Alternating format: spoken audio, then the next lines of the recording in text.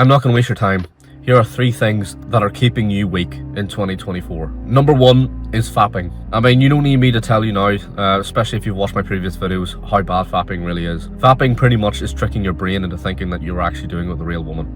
And that is embarrassing, to say the least. Not only that, but there's actually been a study to show that fapping is actually worse than taking meth. Like, being a meth addict is actually less detrimental to your brain than genuinely fapping. Now, I'll put it up on screen. Maybe it's not meth, but it is some sort of drug that being addicted to it could rot your brain less than porn. When you've been given an iPad at a young age, your parents pretty much give you a porn addiction at the age of 10 and 11. Like, think of it, whenever you got that iPad for the first time from your mum and dad, or that computer from your mum and dad, they pretty much give you a porn addiction. And it's going to take you a lot of years to get rid of it. And to get rid of it, I recommend watching my previous videos on it. But I'm going to sum it up pretty quick. If you genuinely want to get rid of porn, you need to stop counting the days and stop counting the streak. Stop caring about the streak and how long you're going for. And you need to count it in months, okay? So if you're somebody who faps like 100 times a month, count that down to 50. Then the next month, maybe put it down to 30. Because eventually, on and on throughout time, over the next few months, the only times you relapse, you'll only relapse 3 times a month. Isn't that genuinely amazing? That is proper progress. Not sitting there gloating about how you've done 50 days no fap and you've relapsed and then you just go back to just jacking off. The second habit that is keeping men weak is video games. Now, I know a lot of losers and a lot of nerds are going to be in the comment section and are going to cope and they're going to argue about video games and say, oh, video games are a good source of education because they make you learn about history. I genuinely had somebody who was coping so hard that was telling me about this shit. Somebody was telling me that video games are good for you because some of the video games that you do play are based in some historic events in history, and they generally think that that's a good reason for you to be playing 7-8 hours a day. Video games are pretty much the worst drug imaginable to young men.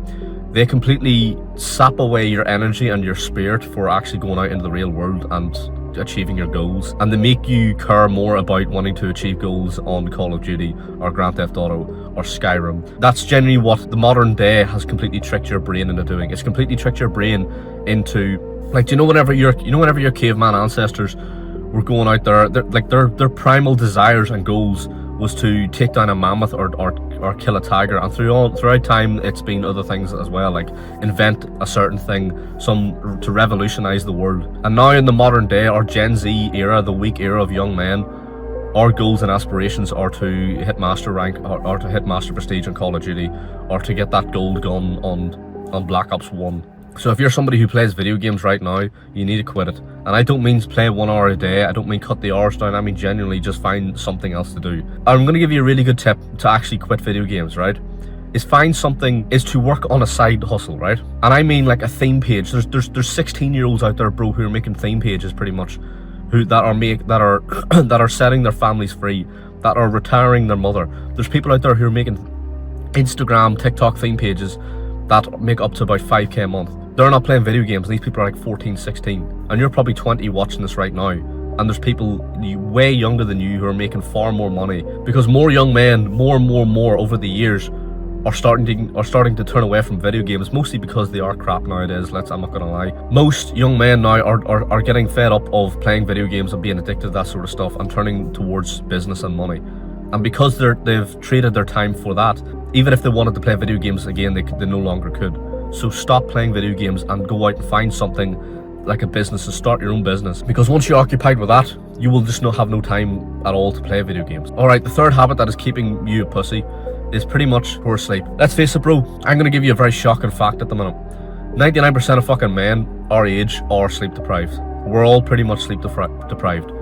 The amount of young men who go to bed at like 3 o'clock in the morning and only get a few hours sleep because they have to get up for work in the morning, and their eyes are all messed up. They look like the Emperor out of Star Wars. Tea bags under their eyes. It's not good. And the reason why sleep is so goddamn dangerous for you, right, is because pretty much sleep is kind of like the pre-season for your day. If you have good sleep, you're going to have a good day the next day. You're going to be energetic and you're going to have all the benefits from just having good sleep. If you have crap sleep, that just sets you up for failure for the next 24 hours, which means you wake up in the morning, you feel lazy, you feel lethargic. Then you go into another horrible habit like fapping or playing video games, and it just ruins your day. And that's why so many men have absolutely zero productivity and do absolutely fuck all in their lives whenever they come home from their jobs or school or whatever. Like, genuinely, I'm sorry to tell you this, but a lot of young men are very uninteresting to talk to, because the majority of them are all the same. They all go home and they all just sit on the sofa and watch TV or watch films or watch movies or watch Netflix or play video games or fap, and then they go to bed. They're just complete wastes of space, because it means you're more of an emotional man instead of going out there and actually taking action. Improve your sleep, all right? The hours that you have in bed do not count for the hours of sleep that you have. So if you go to bed at 10 o'clock and you go to sleep, but you go to sleep at 12, you can't count that.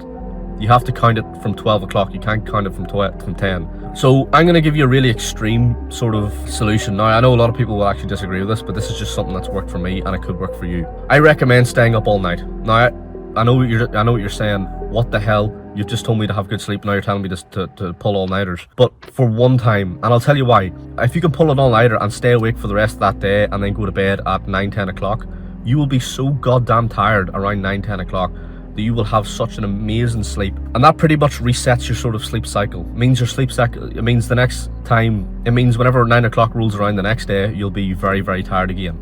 And that sort of resets your whole circadian rhythm. Stop being an idiot and fix your goddamn sleep, bro. Don't waste your time looking back. We're not going that way.